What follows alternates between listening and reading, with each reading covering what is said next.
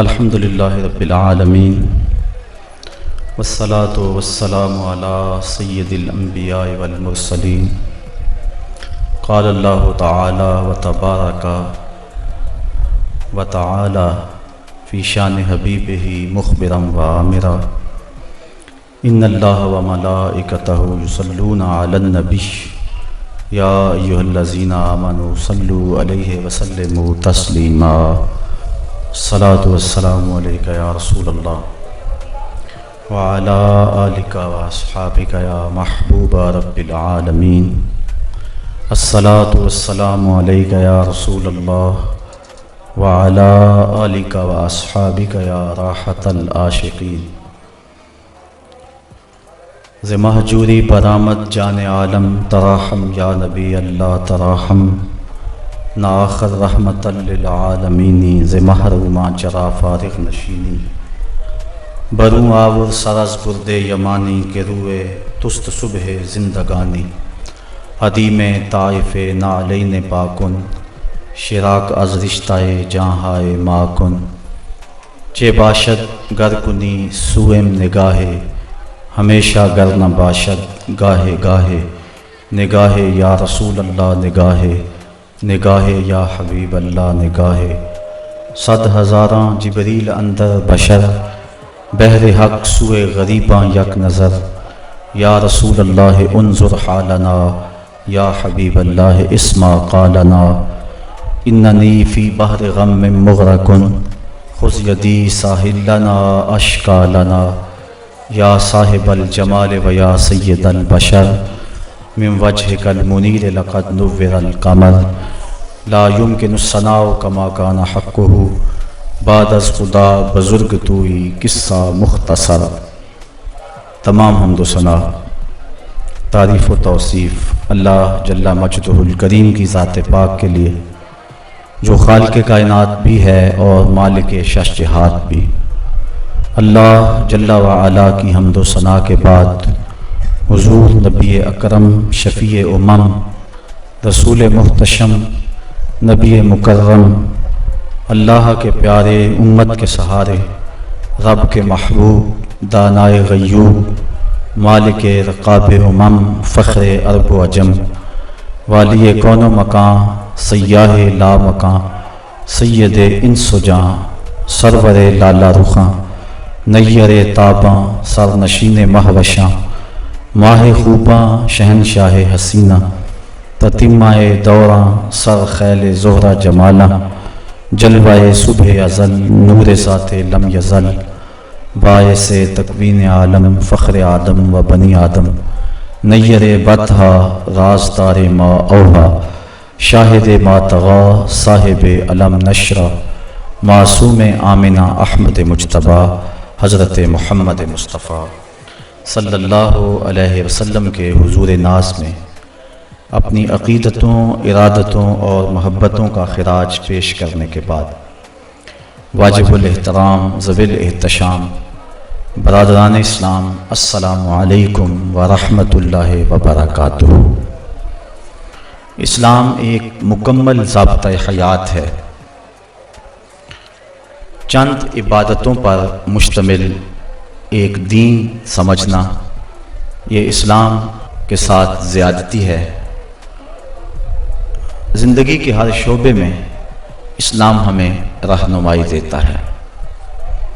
حقوق اللہ کی ادائیگی کی تلقین اور عدم ادائیگی پر شریعت اسلامیہ کی طرف سے جو تحدید اور جو سختی اور آخرت میں سزاؤں اور جہنم کی آگ کا جو وعدہ ہے وہ بھی ہمارے پیش نظر رہے، لیکن اس کے ساتھ ساتھ یہ بات بھی ہماری نظر میں رہنی چاہیے کہ اسلام نے حقوق اللہ کے ساتھ ساتھ حقوق العباد کے باب میں ہمیں سخت تلقین کی ہے اور بندوں کے حق ادا کرنے کی شریعت اسلامیہ میں سخت تاکید فرمائی گئی ہے۔ مدینہ شریف میں ایک خاتون کے بارے میں حضور علیہ السلام کو عرض کی گئی کہ وہ کثرت کے ساتھ نمازیں پڑھتی ہے، روزے رکھتی ہے، اور اس کے نیک اعمال کا تذکرہ حضور کے سامنے کیا گیا۔ آقا کریم علیہ السلام نے اس کے بارے میں کوئی رائے دینے سے قبل ارشاد فرمایا اس کا ہمسایوں کے ساتھ سلوک کیسا ہے۔ بعض بات ایسا ہوتا ہے کہ کسی شخص کے سجدوں کی کہانی سن لیں تو ہم بس وہی رک جاتے ہیں، اس کے دیگر معاملات کے بارے میں غور و فکر نہیں کرتے۔ حضرت عمر فاروق رضی اللہ تعالی عنہ کے پاس کسی شخص کا تذکرہ چلا تو کسی نے کہا بڑا اچھا آدمی ہے، تو آپ نے فرمایا تو نے اس کے ساتھ سفر کیا ہے؟ کہا نہیں۔ فرمایا تو نے اس کے ساتھ کوئی کاروبار کیا ہے؟ کہنے لگا نہیں۔ تو فرمایا پھر اپنی رائے کو محفوظ رکھو، جب تک تم اس کے ساتھ سفر نہیں کر لیتے اور لین دین نہیں کر لیتے اتنی دیر تک اس کے بارے کوئی قطعی رائے قائم نہ کرو۔ تو جب صحابہ نے اس عورت، اس خاتون کے بارے میں اس کی نیکیوں، اس کے سجدوں، اس کے روزوں کا تذکرہ کیا تو آقا کریم نے کوئی رائے دینے سے قبل ارشاد فرمایا کہ اس کا ہمسایوں کے ساتھ سلوک کیسا ہے۔ عرض کی حضور ہمسایوں کے ساتھ اس کا سلوک اچھا نہیں ہے، تو فرمایا وہ جہنمی ہے۔ اس طرح ایک عورت کا تذکرہ کیا گیا جس کی نمازیں معمول کی تھیں، لیکن ہمسایوں کے ساتھ اس کے سلوک کی صحابہ نے داستان بیان فرمائی تو اللہ تعالیٰ کے محبوب علیہ السلام نے ارشاد فرمایا وہ عورت جنتی ہے۔ قرآن مجید میں سورہ معون کے اندر اللہ تعالیٰ جل شانہ نے ان لوگوں کی مذمت کی ہے جو نماز تو پڑھتے ہیں لیکن ہمسایوں کے ساتھ اچھا سلوک نہیں کرتے۔ تو حقوق العباد کی شریعت اسلامیہ کے اندر سخت تلقین کی گئی ہے، لیکن ہمارا ایک مزاج ہے، ایک شخص شراب پیتا ہے ہم سارے اس سے نفرت کرتے ہیں کہ یہ شرابی ہے۔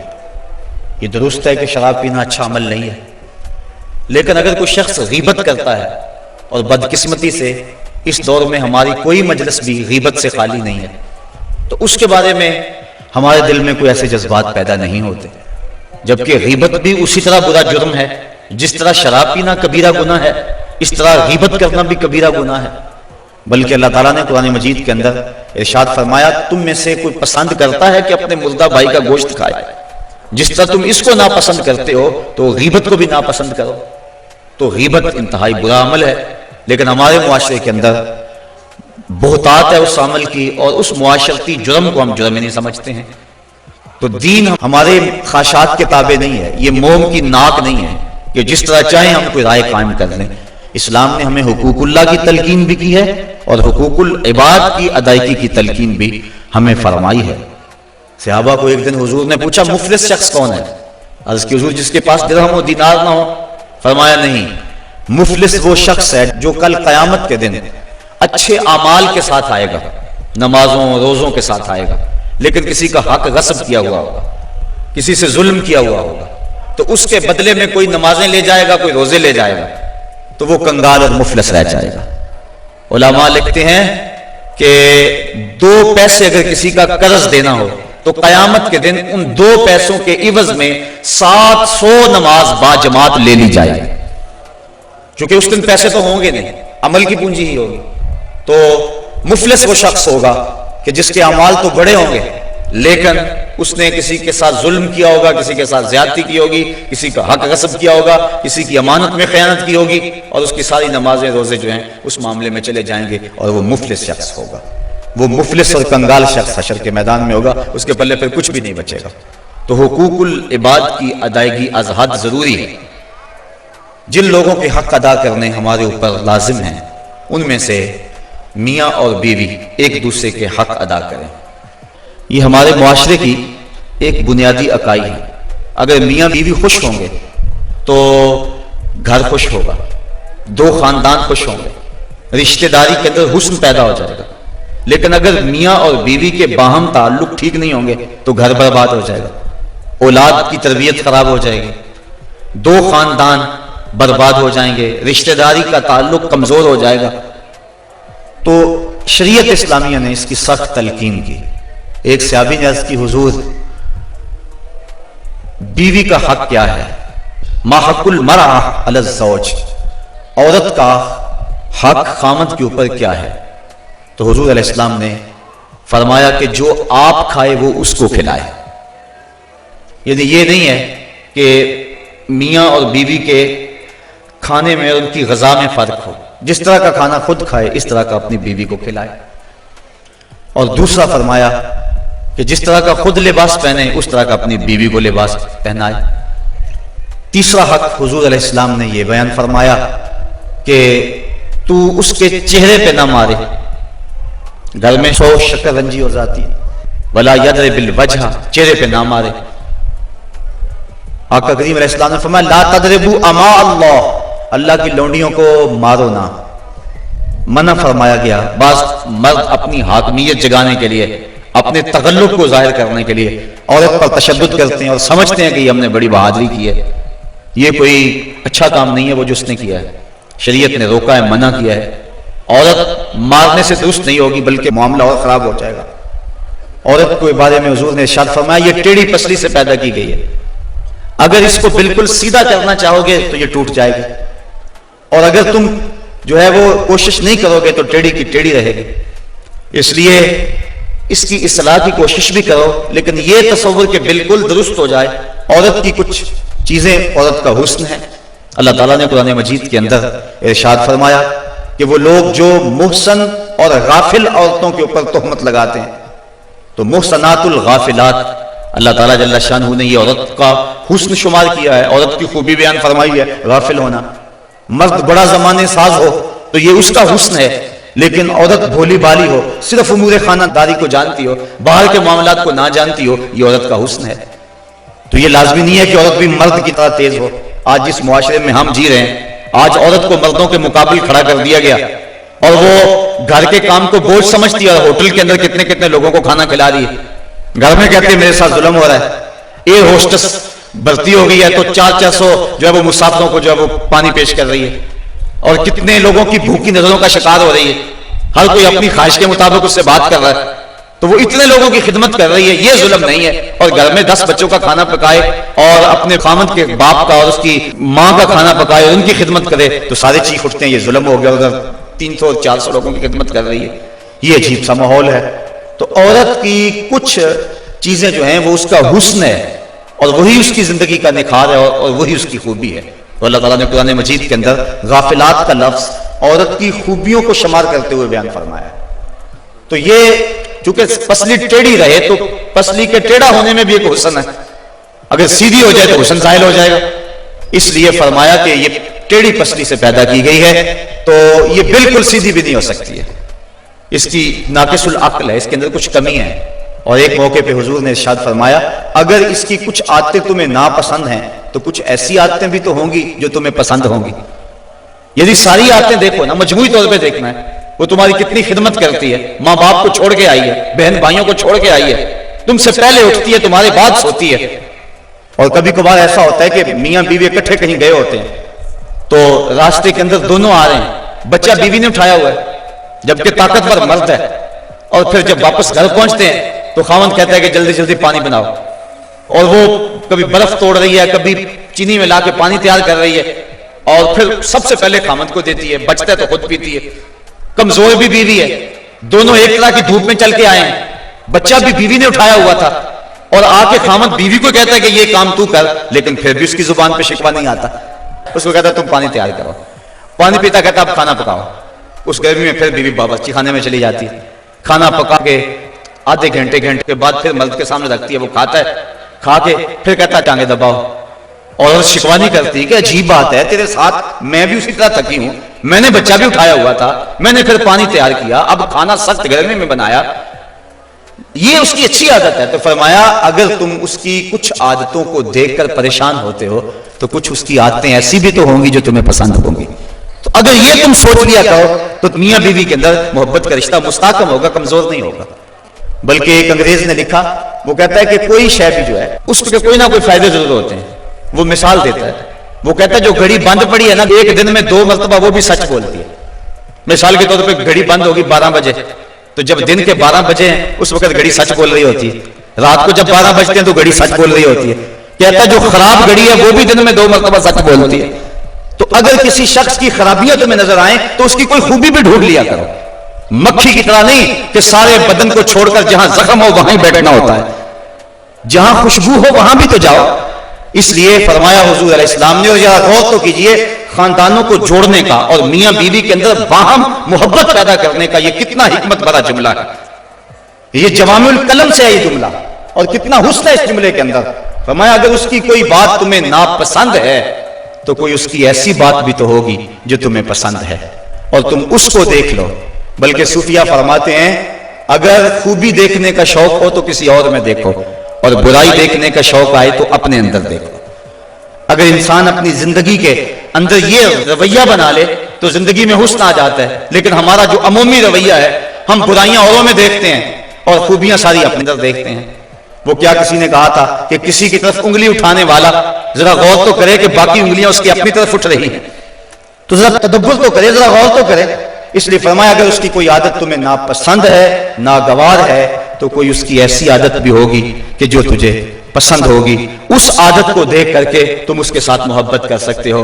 اور آقا کریم نے یہ بھی فرمایا خیرکم لأہلہ وآنا خیرکم لأہلی، تم میں سے بہتر وہ ہے جو اپنے اہل خانہ کے ساتھ بہتر ہے، اور فرمایا تم میں سے سب سے بہتر میں ہوں جو اپنے اہل خانہ کے ساتھ بہتر ہوں۔ حضور اپنے اہل خانہ کے ساتھ جو حسن سلوک کیا ہے، تاریخ اس پہ گواہ ہے۔ جب آقا کریم کا وصال ہوا 9 بیویاں اس وقت حضور کے نکاح میں تھیں، اور آقا کریم علیہ السلام کی ایک بیوی کو بھی حضور پہ شکایت نہیں تھی۔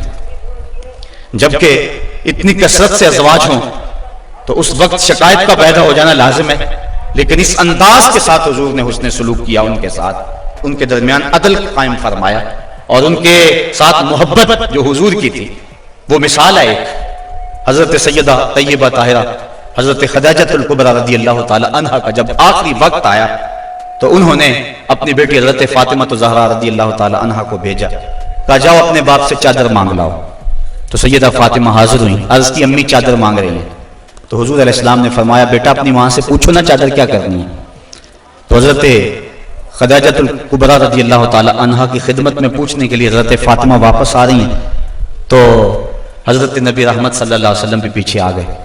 حضرت خدیجہ سخت بیمار تھی، عرض کی حضور اس وقت جو میری حالت ہے آپ دیکھ رہے ہیں، مجھے لگتا ہے کہ یہ میرا آخری وقت آ گیا ہے، میں نے چادر اس لیے مانگی ہے کہ اس چادر سے مجھے کفن دیا جائے۔ اب سنو حضور نے کیا جواب دیا۔ آقا کریم کی آنکھوں میں آنسو آ گئے اور فرمایا خدیجہ تو نے تو چادر مانگی ہے، لو اردت جلدی لا آتیتک، اگر تو میری جلد بھی مانگتی میں وہ بھی اتار کے دے دیتا۔ یہ ہے محبت بیوی کے ساتھ، یہ ہے پیار کا رشتہ۔ حضرت ام المومنین سیدہ عائشہ صدیقہ رضی اللہ تعالی عنہا فرماتی ہیں حضور کثرت سے حضرت خدیجہ کا تذکرہ کرتے تھے۔ ایک دن مجھ سے نہ رہا گیا، میں نے کہا حضور آپ اس بوڑھی عورت کا تذکرہ نہیں چھوڑتے؟ تو حضور نے فرمایا عائشہ مجھے خدیجہ کے بارے تکلیف نہ دو، جب پورے مکے نے میرا انکار کیا تھا اس نے میرا اقرار کیا تھا۔ حضرت عائشہ صدیقہ رضی اللہ تعالی عنہا فرماتی ہیں ایک دن حضور بقیع سے واپس آ رہے تھے، میرے سر میں سخت درد ہو رہا تھا، حضور تشریف لائے تو میں نے کہا واہ آسا ہو، ہائے میرا سر گیا۔ تو حضور علیہ السلام نے کہا وَآنَا یا عائشہ، عائشہ یہ تیرے سر میں درد نہیں، یہ تو میرے سر میں درد ہو رہا ہے۔ یہ بیوی کے ساتھ محبت کا انداز ہے جو حضور نے اختیار فرمایا۔ یہ کیسا پیار ہے، یہ کیسی الفت ہے، ذرا غور تو کریں۔ حضرت سودا رضی اللہ تعالی عنہا حضور ان کے ہاں تشریف فرما تھے۔ حضرت عائشہ صدیقہ رضی اللہ تعالی عنہا نے کچھ پکایا، میٹھی چیز تیار کی، جی میں آیا حضور کو دوں۔ آقا کریم حضرت سودا رضی اللہ تعالی عنہا کے ہاں تھے، انہوں نے وہ شے اٹھائی اور حضرت سودا کے حجرے میں چلی گئیں، وہ چیز رکھی، کھانا شروع کیا۔ حضور بھی تناول کر رہے ہیں، حضرت عائشہ رضی اللہ تعالی عنہا بھی تناول کر رہی ہیں، لیکن حضرت سودا نہیں لے رہے۔ ان کے دل میں یہ بات آ گئی کہ میری باری تھی اور یہ کھانا تیار کر کے ادھر لے آئی ہیں، اس لیے وہ نہیں کھا رہے۔ تو حضرت عائشہ صدیقہ رضی اللہ تعالی عنہا نے اس حلوے یا اس کھیر سے انگلی کے ساتھ تھوڑی سی چیز لگائی، حضرت سودا کے رخسار پہ مل دی۔ اب حضرت سودا نے عرض کی حضور یہ دیکھو انہوں نے کیا کیا ہے۔ تو آقا کریم نے فرمایا نیکی کی جزا نیکی اور برائی کی جزا برائی، ایسا کرو کہ تم بھی بدلہ لے لو۔ تو حضرت سودا نے انگلی لگائی اور حضرت عائشہ صدیقہ رضی اللہ تعالیٰ عنہ کے چہرے پہ لگا دی۔ اب ان کے چہرے پہ بھی وہ حلوہ یا وہ کھیر وغیرہ لگی ہے، ان کے چہرے پہ بھی لگی ہوئی ہے۔ باہر دروازے سے دستک ہونے لگے، دروازے پر کسی نے دستک دے دی۔ اب حضور تشریف لے گئے، دیکھا تو حضرت عمر فاروق کھڑے تھے۔ ابھی غالباً حجاب کی آیتیں نہیں اتری تھی، تو حضور جلدی جلدی آئے، فرمایا منہ دھو لو، عمر آ رہے ہیں۔ اب دونوں کے ساتھ عدل بھی فرمایا حضور نے، اور ایسی شگفتگی بھی پیدا ہو گئی۔ بعض مرد سمجھتے ہیں کہ ہم مرد ہیں اور ہمیں عورتوں کے ساتھ بالکل سیریس رہنا چاہیے، ان کے ساتھ کوئی مزاح نہیں کرنا چاہیے، جبکہ مزاح فرمانا چاہیے۔ عورتوں کے ساتھ حضور نے فرمایا ہے۔ حضرت عائشہ صدیقہ رضی اللہ تعالی عنہا اور حضور جا رہے تھے کسی سفر پہ، حضور کی عادت یہ تھی جب قافلے میں ہوتے، سفر کرتے تو سب سے پیچھے ہوتے، تو قافلہ تھوڑا سا آگے چلا گیا تو حضور نے فرمایا عائشہ دوڑ نہ لگائیں، عرض کی ہاں ٹھیک ہے۔ حضرت عائشہ صدیقہ رضی اللہ تعالیٰ عنہ کہتی ہیں کہ میں پتلی دبلی تھی، میں اپنے پاؤں سے آگے نکل گئی۔ یہ لفظ کہ حضرت عائشہ صدیقہ نے یہ نہیں کہا میں حضور سے آگے نکلی، بلکہ ادب کا یہ عالم ہے، کہا میں اپنے پاؤں سے آگے نکل گئی۔ خیر معاملہ ختم ہو گیا، کافی عرصہ بیت گیا۔ ایک دن پھر ہی ایسا موقع بنا، میرے جسم میں تھوڑی سی فربہی آ گئی تھی، تو حضور نے فرمایا عائشہ دوڑ نہ لگائیں، میں نے کہا لگاتے ہیں۔ تو جب دوڑ لگائی تو میں پیچھے رہ گئی، حضور آگے چلے گئے، تو حضور نے پیچھے پلٹ کے دیکھا اور مسکرا کے فرمایا یہ اس دن والا بدلہ ہو گیا۔ تو اب مزاح فرمایا حضور علیہ السلام نے، اور حضرت عائشہ صدیقہ رضی اللہ تعالی عنہ فرماتی ہیں کہ اللہ کے محبوب علیہ السلام مجھے حمیرہ کہہ کے پکارتے تھے، یہ محبت کا عالم تھا۔ تو عورت کے ساتھ اس نے سلوک کرنے کا درس دیا گیا ہے، تو فرمایا اس کو مارو نہ، ولا یکبہ، اور اس کو گالی نہ دو۔ عورت کو گالی گلوچ کرنا یہ کوئی اچھی عادت نہیں ہے۔ کسی کو گالی دیں آپ یا مجھے کوئی گالی دے تو میرے دل میں جو ہے وہ زخم لگے گا اس گالی کا۔ وہ کیا کسی عربی شاعر نے کہا ہے، تلوار کے زخم ہیں وہ مٹ جاتے ہیں لیکن جو زبان کے زخم ہیں وہ نہیں مٹتے۔ کسی کا مارا ہوا بول ختم نہیں ہوتا، اب کسی کو کوئی بات کہہ دے تو ساری زندگی وہ زخم نہیں مٹتا۔ تو جن میاں بیوی نے اکٹھے رہنا ہو ساری زندگی اور وہ خامد گالیاں دے تو بیوی کے دل میں کتنی نفرت پیدا ہو جائے گی۔ یہ آئلی زندگی کا سسٹم تباہ ہوگا یا نہیں ہوگا؟ اس لیے حضور نے فرمایا کہ چوتھا حق یہ ہے کہ وہ گالی نہ دے، اور پانچواں حق یہ بیان فرمایا حضور نے وَلَا يَهْجُرْ إِلَّا فِي الْبَيْتِ۔ عورت کی کوئی عادت ناپسند ہے یا کوئی ایسا معاملہ ہو گیا تو حکم ہے پہلے سے سمجھاؤ، اگر وہ سمجھتی نہیں ہے تو پھر حکم ہے کہ اس کا بستر الگ کر دو۔ اب علماء نے اس کے ساتھ بھی شرط لگائی ہے، بستر الگ کرنے کا یہ مفہوم نہیں ہے کہ اس سے بول چال چھوڑ دو، اگر بول چال چھوڑ دو گے بچوں پہ اثر پڑے گا۔ بستر کو الگ کرنا یہ تمہارے میاں بیوی کا معاملہ ہے، بچوں کو پتہ نہ چلے، بچوں کی تربیت خراب ہو جائے گی اگر تم اس سے جو ہے وہ ایسا الجھاؤ پیدا کر لو گے۔ اور پھر کہا کہ فی البیت، اس کو الگ گھر میں کرو، اس کو میکے نہ بھیجو، اگر میکے بھیجو گے تو اس کے والدین کو تکلیف ہوگی، تو تمہارے دو خاندانوں کے اندر فساد بپا ہوگا۔ کیسی حکمت بھرے جملے ہیں۔ فرمایا ایک تو اس کو جدا کرو، دوسرا گھر کے اندر کرو، کسی تیسرے کو کانوں کان خبر نہ ہو، اور عورت جو ہے وہ تمہاری جدائی برداشت نہیں کر سکے گی، کیونکہ عورت کی فطرت اور ضرورت ہے مرد، وہ مرد کو دیکھ کر تسکیف آتی ہے، اور مرد کا چہرہ اجڑ جائے تو گھر اس کو کھانے کو آتا ہے، گھر میں اسے سکون نہیں ملے گا، ہر طرح کی دولت و آسودگی ہو لیکن خامد کا چہرہ سیدھا نہ ہو تو عورت کو سکون ہی نہیں ملے گا۔ اس لیے فرمایا کہ تم اس سے ناراض ہو جاؤ، بگڑ جاؤ، لیکن گھر کے اندر بستر سے الگ ہو جاؤ، الگ سونا شروع کر دو لیکن گھر کے اندر، تاکہ بچوں کے حالات پر بھی فرق نہ آئے اور تمہارے خاندانوں کے اندر بھی تفریق نہ پڑے۔ تو کہا یہ حق ہیں عورت کے مرد کے ذمے۔ اب ذرا ان پہ بار بار غور کریں۔ فرمایا جو خود کھاتے ہو انہیں کھلاؤ، جو خود پہنتے ہو انہیں پہناؤ، اور چہرے پر نہ مارو، اور فرمایا ان کے بستر الگ کر دو اور ان کو گالی نہ دو۔ یہ حضور علیہ السلام نے عورت کے حق بیان فرمائے۔ اور پھر حضور نبی رحمت صلی اللہ علیہ وآلہ وسلم نے یہ بھی ارشاد فرمایا اکمل المؤمنین ایمانا احسنهم خلقا وخیارکم خیارکم لأہلہ۔ فرمایا تم میں سے کامل ایمان اس شخص کا ہے جس کے اخلاق اچھے ہیں، خلق اچھا ہے، جس کا منہ میٹھا ہے، جس کی بولی ٹھیک ہے۔ وہ کیا کسی نے کہا تھا لہجے میں اگر رس ہو تو دو بول بہت ہیں۔ انسان کو رہتی ہے محبت کی زبان یاد، انسان کو محبت کی بولی یاد رہتی ہے۔ تو کہا کہ جس کا خلق اچھا، اور دوسرا فرمایا جو اپنے اہل خانہ کے ساتھ ٹھیک ہے، سارے زمانے سے ٹھیک ہے، گھر والوں سے ٹھیک نہیں ہے، تو پھر کیسے زندگی میں سکون آئے گا، طمانینت آئے گا، کیسے چین آئے گا؟ تو تم میں سے بہتر وہ ہے جو اپنے گھر والوں کے ساتھ بہتر ہے۔ اور ابھی روایت میں نے آپ کے سامنے رکھی جس میں حضور نے فرمایا کہ میں تم میں سے سب سے زیادہ اپنے گھر والوں کے ساتھ حسن سلوک کرنے والا ہوں اور اچھائی کرنے والا ہوں۔ تو یہ حکم دیا گیا کہ وہ اچھے انداز کے ساتھ اپنی بیوی کے ساتھ حسن سلوک کرے، اس کو جو ہے وہ مکروہ نہ جانے، اور اس کو برا نہ کہے، اس کو گالی نہ دے۔ دوسری طرف عورت کو کہا الرجال قوامون علی النساء، مرد عورتوں پر قوام ہیں، حاکم ہیں، امیر ہیں۔ یہ اس لیے فرمایا گیا کہ اگر دونوں رائے دیں اور شریعت فیصلہ نہ دے کہ کس کی رائے مقدم ہوگی، رائے میں اختلاف بھی ہو سکتا ہے، تو پھر آئلی سسٹم پھر بھی تباہ ہوگا۔ عورت رائے دے، مرد اس کو قبول کرے، اس کی رائے کی پرواہ نہ کرے، یہ مرد کے لیے مناسب نہیں ہے۔ اس طرح عورت گھر کے اندر عضو معطل بن جائے گی، وہ سمجھے گی کہ میری تو اس گھر میں اہمیت ہی کوئی نہیں، میں جو بات کرتی ہوں مجھے کوئی پوچھتا ہی نہیں ہے۔ عورت بندہ اپنی مرضی بھی کرنی ہے، عورت کی رائے لے لے۔ جب کسی کی رائے لیتے ہو آپ کسی معاملے میں تو اس کی عزت افزائی ہوتی ہے۔ تو اس لیے عورت کے ساتھ مشاورت کریں، اس کی بات کو اہمیت دیں، اگر اس کی بات قابل قبول نہیں ہے تو اچھے انداز اس کو سمجھائیں۔ لیکن فرض کرو کہ رائے مختلف ہوگی ہیں تو رائے کس کی کو ترجیح ہوگی؟ مرد کی رائے کو ترجیح ہوگی۔ جس طرح کہ میں نے حقوق والدین کو عنوان سے عرض کیا تھا کہ ماں کچھ اور کہتی ہے، باپ کچھ اور کہتا ہے، اب کس کی بات مانیں گے، ماں کی یا باپ کی؟ ماں کا درجہ بہت سارا ہے، لیکن ماں کہتی ہے یہ کرو، باپ کہتا ہے یہ کرو۔ تو علماء نے جزیہ بیان فرمایا کہ خدمت میں ماں مقدم ہے، تعمیل حکم میں باپ مقدم ہے۔ پہلے تو ماں باپ کو چاہیے اولاد کو کسی مشقت میں نہ ڈالیں، کسی مصیبت میں نہ ڈالیں، لیکن اگر ایسا کبھی ہو جائے تو خدمت میں ماں کو ترجیح دیں۔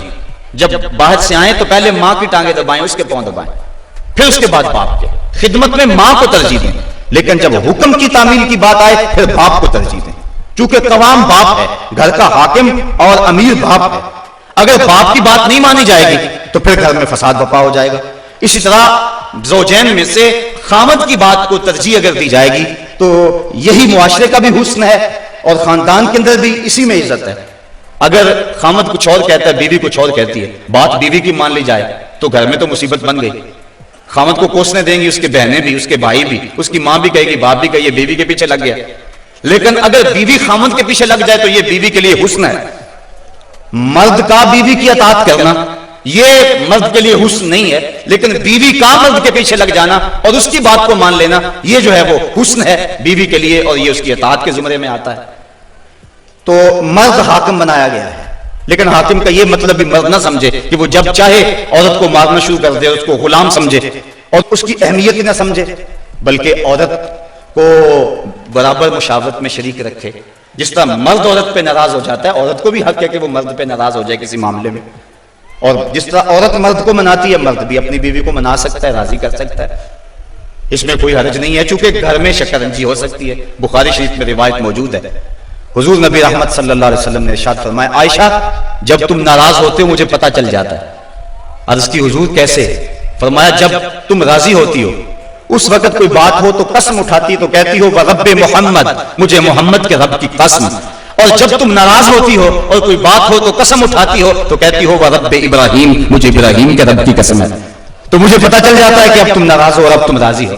تو جب حضرت عائشہ صدیقہ رضی اللہ تعالیٰ عنہا نے یہ بات سنی تو کہا ما احجرو الا اسمک، حضور میں صرف آپ کا نام ہی چھوڑتی ہوں، دل میں تو آپ ہی ہوتے ہیں، دل میں تو آپ ہی کے ڈیرے ہیں اور آپ ہی کے بسے ہیں۔ تو یہ اسلام نے ہمیں کیسا روشن راستہ دیا، اور حضور کی سیرت اور حضور کا عمل ہمارے سامنے ہے۔ تو میاں بیوی کے اندر باہم شکر رنجی ہو سکتی ہے، تو اس کے اندر جو ہے ایک فریق ناراض ہو گیا تو دوسرا راضی کر لے، دوسرا ناراض ہو گیا تو پہلا راضی کر لے۔ کس قدر گھر میں حسن آ جائے گا، جب گھر حسین ہوگا تو سارا معاشرہ حسین ہو جائے گا۔ لیکن اگر یہ جو بنیادی اکائی ہے اس میں حسن نہ ہوا تو باقی حسن کیسے ہو سکتا ہے؟ تو حاکم ہے مرد، اور جس طرح عورت کے کچھ حقوق ہیں مرد کے بھی کچھ حقوق ہیں۔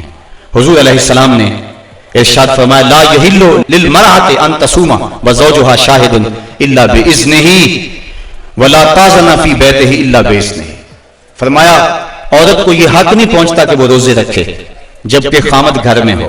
نفلی روزہ رکھنا اگر عورت کو ہو تو وہ خامد سے پوچھ کے رکھے گی، خامد کی اجازت اور اذن کے بغیر عورت روزہ بھی نہیں رکھ سکتی، چونکہ خامد کی رضا کا حاصل کرنا عورت کے لیے بہتر نفلی عبادت ہے۔ اس لیے اگر خامد راضی نہیں ہے تو روزہ نہ رکھے، راضی ہے تو رکھ لے۔ اور فرمایا حضور علیہ السلام نے دوسری بات یہ ہے کہ وہ اس کے گھر میں جس کو وہ ناپسند کرتا ہے اس کو آنے نہ دے، اذن نہ دے۔ اور ایک حدیث کے اندر یہ لفظ ہیں کہ حضور علیہ السلام نے ارشاد فرمایا کہ وہ خامد کے بستر کو روندنے نہ دے، یدی خاوند جس بستر پہ بیٹھتا ہے، سوتا ہے، آرام کرتا ہے، اس بستر پہ کسی کو نہ چڑھنے دے۔ اور اس پر حضرت ام حبیبہ رضی اللہ تعالی عنہا کا عمل ہمارے سامنے ہے۔ یہ ابو سفیان کی بیٹی ہیں اور حضور پر حضرت ام حبیبہ ایمان لے آتی ہیں، ان کا شوہر بھی ایمان لے آتا ہے۔ جب ہجرت حبشہ ہوئی تو یہ دونوں میاں بیوی حبشہ کی طرف ہجرت کر گئے۔ کچھ عرصہ وہاں گزرا۔ ایک دن حضرت ام حبیبہ سوئی تو خواب دیکھا ہے کہ میرے خامد کا چہرہ بدل گیا، تو سخت پریشان ہوئی۔ صبح اٹھی تو پتہ چلا کہ خامد عیسائی ہو گیا، کسی عیسائی کے پاس بیٹھنا اٹھنا تھا تو اس نے اپنا دین بدل لیا۔ تو حضرت ام حبیبہ رضی اللہ تعالیٰ عنہ الگ ہو گئی۔ کچھ عرصے کے بعد خامد بھی فوت ہو گیا۔ اب وہاں پردیش میں سارے جہان کو چھوڑ کر وہاں گھر بس آیا تھا تو وہاں وہ تنہا ہو گئی، تو سخت پریشان تھی۔ آقا کریم علیہ السلام نے حبشہ کے حکمران نجاشی کے ذریعے حضرت ام حبیبہ رضی اللہ تعالی عنہا کو پیغام نکاح بھیجا۔ نجاشی نے ایک لونڈی بھیجی کہ جا کے ام حبیبہ کو کہو کہ اللہ کے نبی تم سے نکاح کرنا چاہتے ہیں۔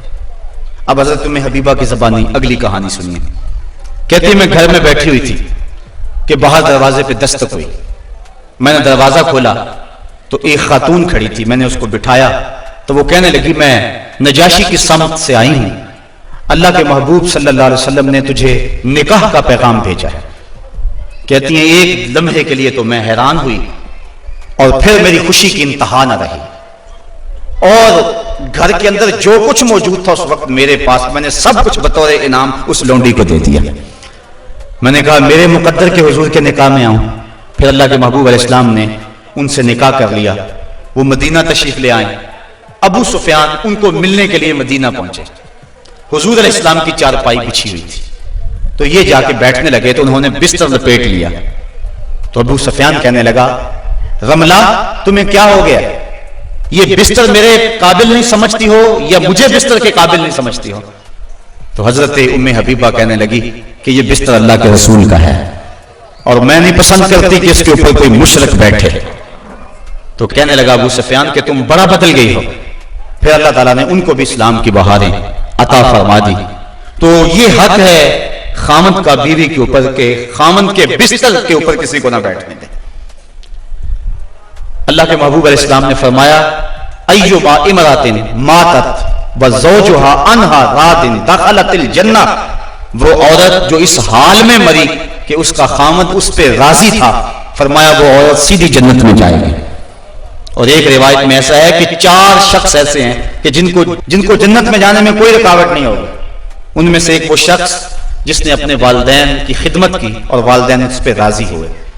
دوسرا وہ شخص جس کے بال بچے زیادہ تھے، ذرائع آمدنی تھوڑے تھے، لیکن اس نے بچوں کے پیٹ میں حرام کا ایک لقمہ بھی نہیں جانے دیا۔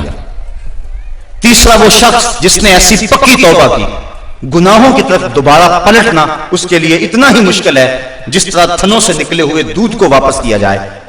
اور چوتھی وہ خاتون کہ جس نے اپنی ساری محبتیں اپنے خامد پہ نچھاور کر دی اور اس حال میں فوت ہوئی کہ اس کا خامد اس پہ راضی تھا۔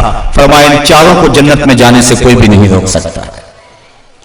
تو عورت کی جنت مرد ہے، اگر وہ مرد کو راضی کر لے گی تو جنت کی راہوں کی مسافر ہے، اور اگر وہ اپنے شوہر کو راضی نہیں کر پاتی تو اللہ کے محبوب علیہ السلام نے فرمایا میں نے کثرت کے ساتھ عورتوں کو دوزخ میں دیکھا ہے۔ عرض کی حضور کس وجہ سے؟ فرمایا ایک تو کثرت سے لعنت کرنے والی ہوتی ہیں اور دوسرا خامد کی ناشکری کرنے والی ہوتی ہیں۔ یہ دو بد خصلتیں عورت میں ایسی ہیں جو عورت کو جہنم کا ایندھن بنا دیتی ہیں۔ ورنہ عورت جو اپنے خامد اور شوہر کے ساتھ وفا کرتی ہے، کسی بزرگ نے کہا کہ عورت نے 2 بول بولے کہ میں تیری ہوں، پھر زمانہ بدل گیا وہ نہ بدلی، اس نے وفا کی حد کر دی۔ تو وہ بزرگ کہتے جس طرح عورت نے وفا کی حد کر دی، اگر بندہ اپنے رب سے حد کر دے یوں وفا کی تو اللہ کتنا کرم اس کے اوپر فرمائے۔ اب عورت دکھ بھی سہتی ہے، تکلیفیں بھی سہتی ہے، لیکن اپنے اس قول سے نہیں پھرتی، بدلتی نہیں ہے۔ اس کی آرزو یہ ہوتی ہے اس گھر میں سرخ جوڑا پہن کے آئی تھی، سفید لباس لے کر نکلوں اس گھر سے، یہ اس کی آرزو ہوتی ہے۔ اور کسی عورت کی یہ خوش قسمتی ہے تو عورت اگر اپنے خامن کو راضی رکھتی ہے تو وہ جنت کی مسافرہ ہے، لیکن اگر اپنے خامن کو ناراض کر دیتی ہے تو وہ جنت کی خوشبو بھی نہیں پائے گی۔ اس حال میں مرے کہ اس کا شوہر اس سے راضی ہو جائے۔ اللہ اکبر۔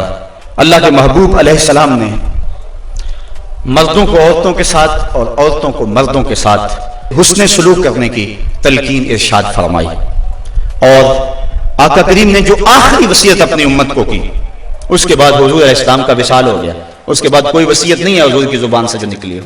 فرمایا لوگوں میں تمہیں دو چیزوں کی وصیت کرتا ہوں، ایک الصلاۃ الصلاۃ، نماز نماز، یعنی نماز کو نہ چھوڑنا، اور دوسری وصیت یہ تھی کہ میں دو کمزوروں کے بارے میں تمہیں اللہ سے ڈراتا ہوں، ایک غلام اور دوسری تمہاری بیویاں، ان دو کمزوروں کے بارے تمہیں اللہ سے ڈراتا ہوں، ان پہ ظلم نہ کرنا، انہوں نے بھاگ تو جانا نہیں ہے، گھر سے نکل تو جانا نہیں ہے، تو ان پہ ظلم کرو گے تو یہ دکھی ہو جائیں گے۔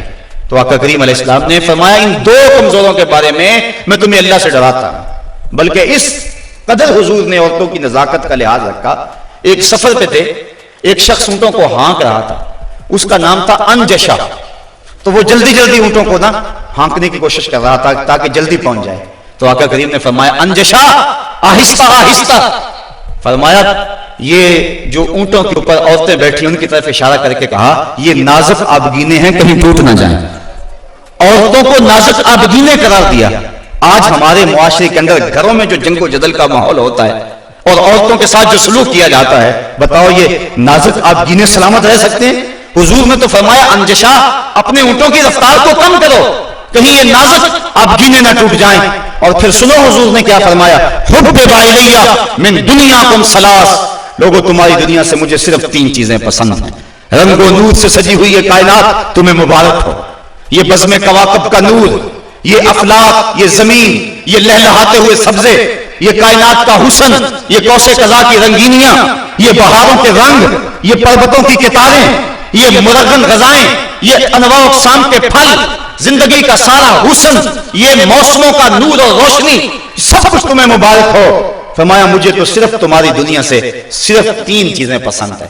یہ نہیں کہا میری دنیا سے، کہا تمہاری دنیا سے، بلکہ ایک حدیث کے لفظ حضور نے یوں فرمایا کہ میری مثال ایسے ہے تمہاری دنیا کے ساتھ جس طرح کوئی مسافر گزر رہا ہو اور راستے میں کوئی درخت ہو اور وہ چند لمحوں کے لیے اس کی چھاؤں میں بیٹھ جائے، تو کہا میں تو چند لمحوں کے لیے رکا ہوں، اور رک کے ایک ایک لمحہ انسان کو زندگی گزارنے کا راستہ بتا گئے ہیں، چند لمحوں کے لیے وہ ٹھہرے ہیں جس پیڑ کے نیچے، سنا ہے آج تک اس پیڑ کا سایہ مہکتا ہے، آج تک وہاں روشنیاں پھیلی ہوئی ہیں۔ تو کہا حبب الیہ من دنیاکم ثلاث، مجھے تمہاری دنیا سے صرف تین چیزیں پسند ہیں، الطیب والنساء وجعلت قرۃ عینی فی الصلاۃ، ایک خوشبو، دوسری منکوحہ عورتیں، اور تیسری میری آنکھوں کی ٹھنڈک نماز میں رکھی گئی ہے۔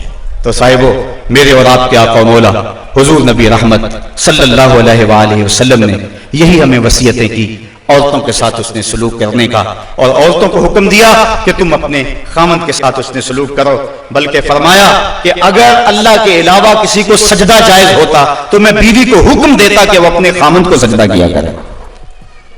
عورت کو یہ بھی اذن نہیں ہے کہ وہ مرد کی اجازت کے بغیر گھر سے نکلے، اگر مرد پابند کرنا چاہے عورت کو ہمت نہیں ہے کہ نکلے، شریعت نے منع کیا، بلکہ حضور نے ارشاد فرمایا جب کوئی عورت مرد کی رضا اور اذن کے بغیر گھر سے باہر نکلتی ہے تو آسمانوں کے سارے فرشتے اس عورت پہ لعنتیں نازل کرتے ہیں، اور پھر جب وہ گزرتی ہے جن راہوں سے انسانوں اور جنوں کے علاوہ باقی ہر درخت، ہر پتھر، ہر شے جو راستے میں آتی ہے اس عورت پہ لعنت بھیجتا ہے۔ تو عورت کو مرد کے اذن کے بغیر گھر سے نکلنے سے روکا گیا، اس کو کہا کہ تو گھر میں ٹھہری رہنا، تیری یہ وفا کا تقاضا ہے، اور جو دوسرے مرد کو حکم دیا گیا کہ تو نے اس کا خیال رکھنا ہے، جو خود کھائے اس کو کھلائے، جو خود پہنے اس کو پہنائے، اگر کوئی نوبت تکرار لڑائی کی آ جائے اس کے چہرے پہ نہیں مارنا۔ بعض علماء نے کہا کہ اگر مارنا ناگزیر ہو جائے، جس طرح کہ سورہ نساء میں اللہ تعالیٰ نے فرمایا کہ اگر ان سے کوئی ایسا کام سرزد ہو جائے تو پھر ان کو مار لو، تو اس کی شرط لگائی کہ مار علم والی نہ ہو بلکہ اس سے ذہنی تکلیف پہنچانا مقصود ہو۔ اور بعض نے کہا کہ مسواک کی مقدار کے اندر روئی لے کر اس روئی کا ایک ڈنڈا بنایا جائے اور روئی اس عورت کو ماری جائے. اب بتاؤ روئی کے ڈنڈے مارنے سے عورت کو کوئی تکلیف ہوگی یا سلحانہ پکڑ کے اس کو مارو گے تو کوئی تکلیف ہوگی؟ تو مقصد عورت کے اوپر مرد نے اپنے غصے کو نکالنا ہے، ورنہ یہ ایک ایسا نازک آبگینہ ہے کہ اگر تم ڈنڈوں سے مارنے لگو گے، ٹھڈوں سے مارو گے اور زبان سے گالیاں دے گے تو یہ مقدس رشتہ اور یہ نازک آبگینہ ٹوٹ جائے گا اور گھر کا ماحول خراب ہو جائے گا. وہی میاں بیوی کامیاب زندگی گزارتے ہیں اور انہی کی اولادیں درست ہوتی ہیں جو ان چیزوں کا لحاظ اور خیال رکھ کے محمد عربی کی سنت سیرت پہ عمل کرتے ہیں اور جنہوں نے اپنے گھر کو جنگ کے نقشے میں بدلا ہوا ہوتا ہے. وقتی طور پہ وہ روب جھاڑ بھی لیں لیکن ان کی زندگی کے اندر حسن اور طمانیت نہیں ہوتا. تو آج میں نے اس نشست کے اندر یہ چند باتیں آپ کے سامنے رکھی.